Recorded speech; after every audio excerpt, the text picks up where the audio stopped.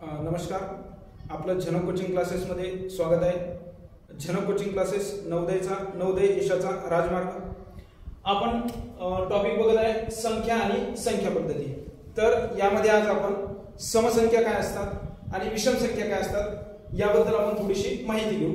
तर बघा, समसंख्या म्हणजे काय, समसंख्या म्हणजे काय, समसंख्या म्हणजे काय असतात।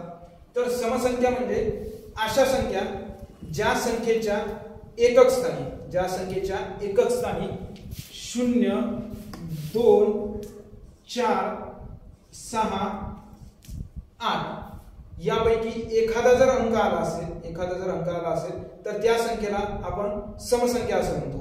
समसंख्या म्हणजे काय, ज्या संख्येच्या एकक स्थानी 0, 2, 4, 6, 8 आले असतील, यापैकी एखादा अंक आला असेल तर त्या संख्येला आपण समसंख्या असं म्हणतो। समजा उदाहरण बघू आपण। उदाहरण जर घेतलं मी समजा उदाहरण घेतलं समजा 54 घेतलं, उदाहरण घेतलं मी 54। तर यामध्ये पहा एकक स्थान किती आहे, एकक स्थान 4, एकक स्थान किती अंक आहे 4, म्हणजे 0, 2, 4, 6, 8 यापैकी एखादा अंक म्हणजे किती आला इथं 4, म्हणजे याचा अर्थ 54 काय झाली आहे, 54 झाली आहे आपली समसंख्या, 54 झाली समसंख्या। एकक स्थान सोडून इकडे काय आलं, डाव्या बाजूला काय आलेले याच्याशी काही घेणं देणं नाही। समसंख्या शोधताना फक्त आपण पाहणार एकक स्थान, एकक स्थानी आहे 4 म्हणजे ही झाली समसंख्या। अजून समजा मी एक संख्या लिहितो काहीतरी,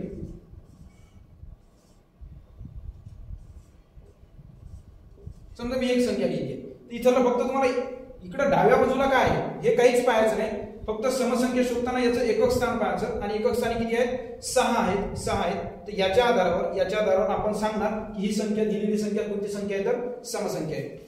आपण अजून असं म्हणू शकतो की समसंख्येला 2 ने पूर्ण भाग जातो, समसंख्येला 2 ने पूर्ण भाग जातो।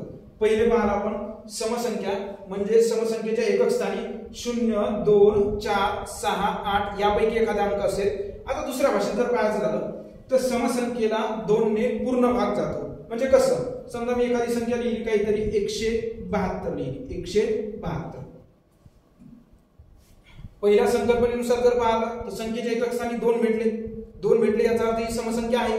पण अजून दुसऱ्या भाषेत जर पाहायचं तर काय म्हटलं आपण, समसंख्येला 2 ने पूर्ण भाग जातो, म्हणजे या संख्येला आपण 2 ने पूर्ण भाग देऊन पाहू, 2 ने पूर्ण भाग देऊन पाहू। मग त्या 2 ने पूर्ण भाग, 1 ला भाग देऊ पहिले, 2, 0, 0, 1 मधून 0 गेला 1 उरला, वरून घेतले 7, 2 8 16, 2 8 16, खाली किती राहिला 1, वरून घेतले परत 2, वरून घेतले 2, 2 सख 12, 2 सख 12, बाकी किती उरले तुमची 0 0।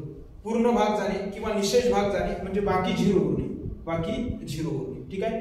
तर आपलं 2 न भागितलं उत्तर किती आलं 86, पूर्ण भाग गेला, हे कशावरून सांगितलं आपण, बाकी 0 उरले म्हणून, म्हणजे ज्याचा अर्थ 172 ही कोणती संख्या झाली तर समसंख्या।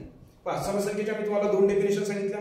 पहिली व्याख्या तुम्हाला अशी सांगितली मी, संख्येच्या एकक स्थानी 0, 2, 4, 6, 8 यापैकी एखादा अंक आला असेल तर ती समसंख्या। किंवा दुसरी व्याख्या मी सांगितली की त्या संख्येला 2 ने पूर्ण भाग गेला पाहिजे, निशेष भाग गेला पाहिजे, म्हणजे बाकी 0 उरले पाहिजे, तर त्याला काय म्हणणार आपण समसंख्या म्हणणार, ठीक आहे। आता पाहू आपण विषम संख्या काय असतात। तर विषम संख्या म्हणजे ज्या संख्येच्या एकक स्थानी 1, 3, 5, 7, 9 यापैकी एखादा अंक असेल तर त्या संख्येला आपण म्हणणार विषम संख्या।